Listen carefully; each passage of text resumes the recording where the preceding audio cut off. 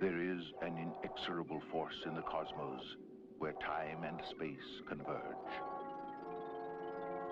A place beyond man's vision, but not his reach. It is the most mysterious and awesome point in the universe, where the here and now may be forever. Now, Gravity's at maximum, Dan. My God, I think it's got us. man is about to enter We've got a break here, too! the black hole.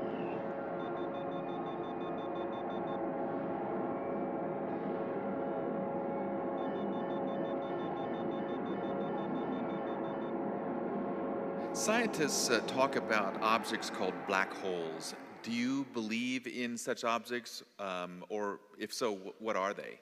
Yeah, black hole, I do believe in them, and there's good reason to believe that black holes exist. They're predicted to exist theoretically on the basis of Einstein's physics, general relativity. And by the way, I have just almost finished writing a book on this topic, and it's going to be neat because I love black holes. Black holes are incredibly cool. They're not only a test of physics, but they show us something about the mind of God. They're mind-blowing. I mean, it's weird, but they're neat. They're basically regions of space where the gravity's so intense that light can't escape.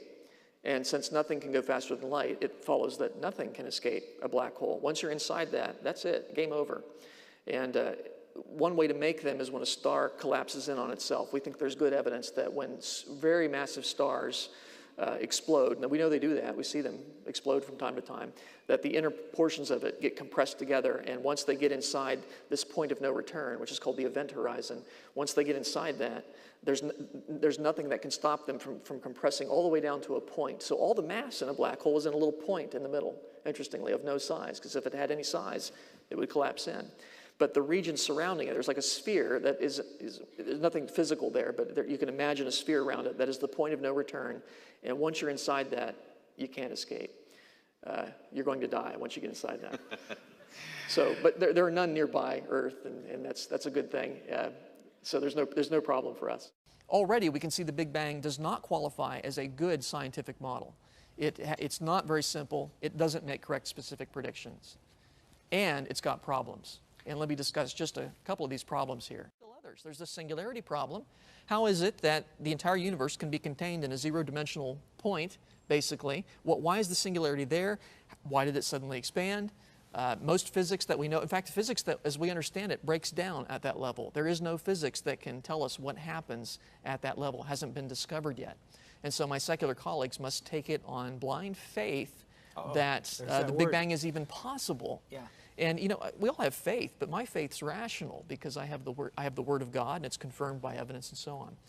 Once they get inside that, there's nothing that can stop them from compressing all the way down to a point. So all the mass in a black hole is in a little point in the middle, interestingly, of no size, because if it had any size, it would collapse in. Most physics that we know, in fact, physics that, as we understand it, breaks down at that level. There is no physics that can tell us what happens at that level. It hasn't been discovered yet. So all the mass in a black hole is in a little point in the middle, interestingly, of no size. There is no physics that can tell us what happens at that level. It's sort of ironic. It's sort of ironic. And once you're inside that, you can't escape. You're going to die once you get inside that. Weird, but they're neat.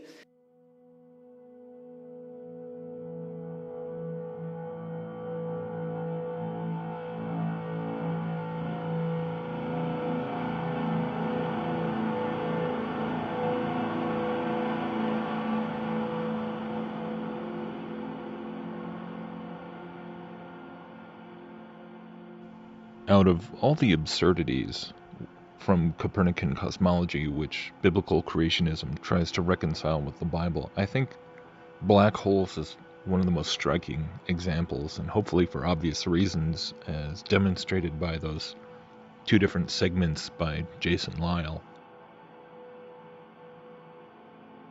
On the one hand, the concept of a singularity when it pertains to the Big Bang itself, the Big Bang theory, is recognized as is patently absurd, and it defies all the laws of physics, and they cry foul in that instance. But then when it comes to the claims of a black hole, which are purportedly all over the universe and at the center of our own Milky Way galaxy, and a very real and observable phenomenon of astronomy, indeed, it is ironic that suddenly it's not absurd at all, and it's a real phenomenon. And the idea of the laws of physics breaking down and it being this counterintuitive mind bender of a claim is suddenly okay. And it really just highlights the pickle that, the black hole that we've dug ourselves into, pardon the pun, in trying to reconcile a cosmological system that was absolutely created in order to serve as the baseline for all of evolutionary theory. And yet when that is ignored, then you constantly wind up in this position of trying to kind of pick and choose and go back and forth and talk out of both sides of your mouth when you're affirming and rejecting various elements of the same underlying cosmological system.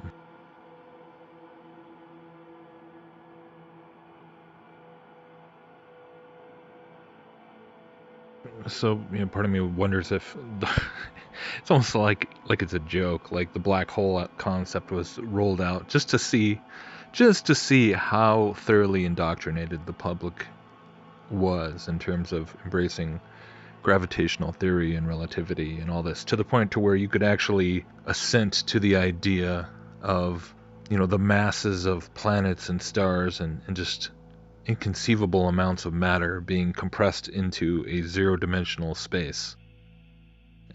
Like if you, like it's the litmus test. Like if you can embrace the absurdity of this, then they have succeeded, And of course, then it's sort of a stepping stone into the next phase that we're now in of the metaphysics, all the quantum physics strangeness that now they're trying to explain how, all the laws of physics break down. I mean, if they can break down in a certain area just because you have a sufficient amount of mass to create a sufficient amount of gravitational pull, well then, really you're redefining physics overall. And, and that's the whole point of, the whole point of the Big Bang, of creating a singularity for the Big Bang, was to try and explain where physics came from, where everything came from, matter and energy and motion.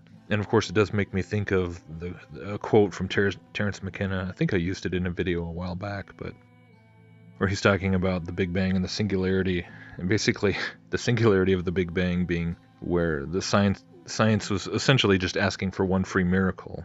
Give us one free miracle and we'll just take it from there.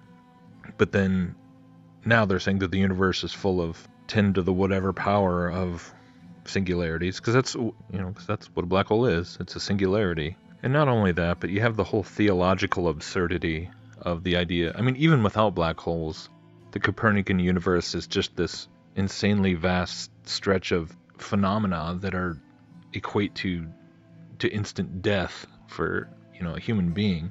You have distances that are so vast that you can never travel them in, 1,000 lifetimes, even if you were going the alleged speed of light. You have extreme cold and extreme heat. You have all kinds of radiation and gamma rays and meteors and and all this. But as if all that wasn't enough, then of course you have these black holes where if you happen to cross over the event horizon and get pulled into the inescapable gravitational pull, then you're going to get crushed into a zero-dimensional point. I gotta say, my curiosity was really piqued to hear Jason Lyle mention that he was working on a book on black holes because he thinks they're so neat, quote unquote, even though they would absolutely kill anything that gets too close to them. In saying that they actually reveal a lot about the mind of God. I'd be really interested to hear what I was going to try and spin that one, but I don't think the book has come out yet, so we'll see if it ever does.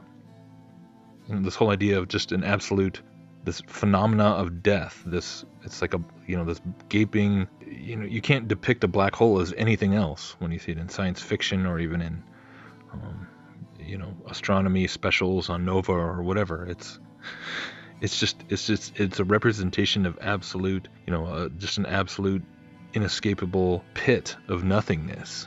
And so to even suggest that is something that God would create in order to demonstrate an aspect of him as a person, especially when it's something that can only be discovered by atheistic scientists with their telescopes and observations, it's pretty staggering. So it's one of these things where some people will see the absurdity, and other people, of course, will dig in their heels and defend it to the bitter end, even though it really has no theological purpose, it has no practical purpose, and it doesn't even have a cosmological purpose or a necessity, I suppose, where, again, there's this self-contradiction, this double standard, where the creationist astronomer, like Dr. Lyle, will scoff at the Big Bang theorists and will say, well, they still can't explain why the singularity was there in the first place, or why it happened, why it suddenly expanded. But we have God, so we know why there is an origin, because God just made everything. We know why, because God chose to make it so. We don't need to invent. But then they still turn around and talk about black holes being these anchor points for galaxies and anchor points for the universe, as if God needs to create this crazy black hole of crushing nothingness in order to secure the creation, across this vast universe, supposedly.